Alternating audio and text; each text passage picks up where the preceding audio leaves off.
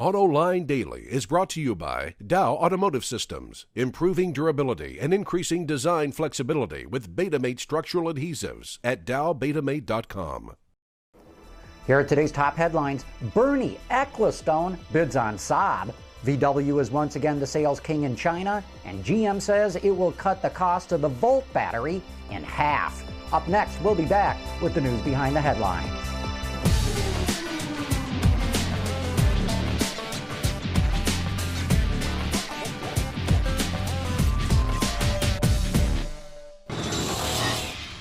This is Autoline Daily for Friday, January 8th, 2010, and now the news. The deadline to bid on Saab ended at 5 p.m. yesterday in New York, and dang if there wasn't 3 bids that didn't just come in at the last minute. Most surprising is an offer from Formula One Supremo Bernie Ecclestone, who joined up with Luxembourg investment firm Genai to see if they can buy it. Also, according to Bloomberg, Spiker put in a new bid, and yet a third offer came in involving Sweden's former deputy prime minister, but no more is known about that offer, and so this story still isn't over. Yesterday, as many of you know, we held a live webcast at GM's plant where they'll assemble battery packs for the Volt.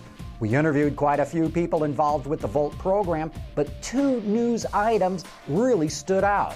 First, since the battery plant is actually a brand new subsidiary of GM, the plant is not organized by the UAW. Second, GM says it believes it will cut the cost of the battery pack in half with the second generation that will be out in 3 to 5 years. You can catch the entire webcast at the John's Journal channel on our website at AutolineDetroit.tv. And another Detroit Auto Show embargo lifts. Chevrolet is trying to reinvent its B-segment offering with this concept. The Aveo RS is a 5-door hatchback with a bold design and massive 19-inch wheels. Under its creased hood lies a 1.4-liter turbocharged 4-banger with 138 horsepower. It's the same engine that's going in the upcoming Chevy Cruze. In the show car, it comes paired with a 6-speed manual transmission. Production of the next-gen Aveo is expected to begin late this year at GM's plant in Orion, Michigan. The Detroit News reports that the Toyota Prius was the best-selling car in Japan last year, racking up almost 209,000 sales, nearly a 3-fold increase compared to 2008. Finishing in second place was the subcompact Honda Fit. Toyota only sold around 140,000 Priuses in the U.S., where hybrids make up less than 3% of the market. In Japan, the number is much bigger, about 10%. While it's no secret that China passed the U.S. in car sales last year, the official numbers are now in. According to Gasgoo.com, China sold 13.5 million vehicles compared to 10.4 in the U.S. to become the #1 car market in the world. And leading the way in sales for passenger cars in China was Volkswagen. Again, according to Gasgoo, the company sold 1.4 million vehicles, including the other brands it uses in China: Audi, Skoda, Bentley, and Lamborghini. And to give you an idea of just how much growth potential there is in China, Gasgoo says only 1 in 6 Chinese, only 15%, can drive a car. Even so, that translates into 200 million people, so even if they only get to 1 out of 3, they're going to see massive sales growth. And sticking with China for the moment, Geely just announced it will sell an electric vehicle in Europe starting next year. According to Autocar, the 5-seat vehicle called the Nanook will be powered by a lithium-ion battery. It has a claimed range of 125 miles and a top speed of 81 miles an hour. The company says it could also bring the vehicle to the U.S. and other markets in Asia later this year. Coming up next, a preview of this week's episode of Autoline Detroit, where we're talking about car names.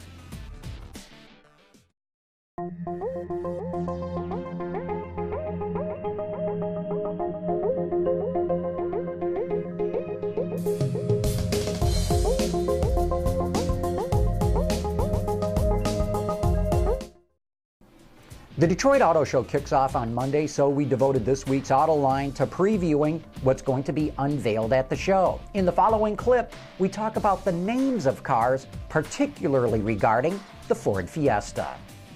If you talk about what's significant that's there, to be sure, Ford's got some product. It's going to be the first viewing of the Fiesta here for this part of the world. It was out in Los Angeles. That's a big deal for them. Maybe not volumetrically, but from an image standpoint about where Ford's going.